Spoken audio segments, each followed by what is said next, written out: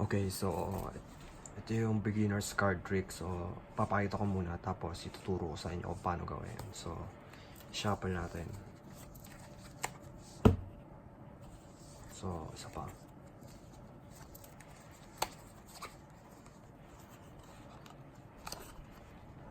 Ayan, so ito na. Papakita natin yung taas. Jack. So, ayan. Ilalagay natin sa gitna. Papasok. Tapos, snap. Ayun yung jack. So, ayun yung card trick. Ito yung pinaka-simple sa lahat ng magic. Ito yung pinaka-simple na magic. So, yeah, tuturo ko sa kung paano yun. So, let's do it now.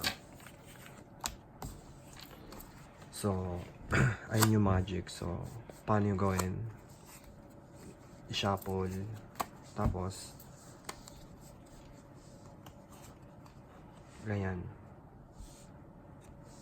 Tawag dito double lip na trick. Kung, yan. Ganyan, di ba? Dalawa yung card. Ayun yung ibig sabihin ng double lip. Double lip yung card. So, gaganan. Paano gawin to? So, ganyan. Ganito. So, hawakan yung card. Gawa kayo ng break dito. Hawakan nyo dito, tapos break nyo. Tapos, ganyan. Kunin yung isang kamay, tapos ganyan. Papakita nyo. 10. Tapos, ibabalik. Pagkabalik, ilagay sa gitna, sa loob ng deck. Tapos, snap. Nasa taas pa rin. Ito yung beginners, so kahit sino kayang gawin to. So, double lip out. Practice natin ha. Ito.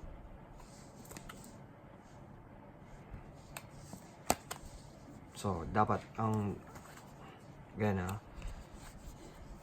Para paano gawin yung mabilis yung double lip. So, ganyan. Dalawa, mag-set na kayo ng dalawa. So, pagpantayin nyo. Tapos gawa kayo ng break dito. Ganyan. Hold nyo ng ganyan. Tapos pakita nyo sa inspector na yung card na to.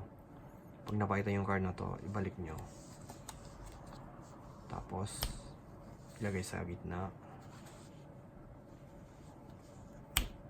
So, nasa taas ulit. So, ganun yan. Ito yung simple card trick na kahit sino. Ito yung pinaka-basic na card trick. So, ayan na.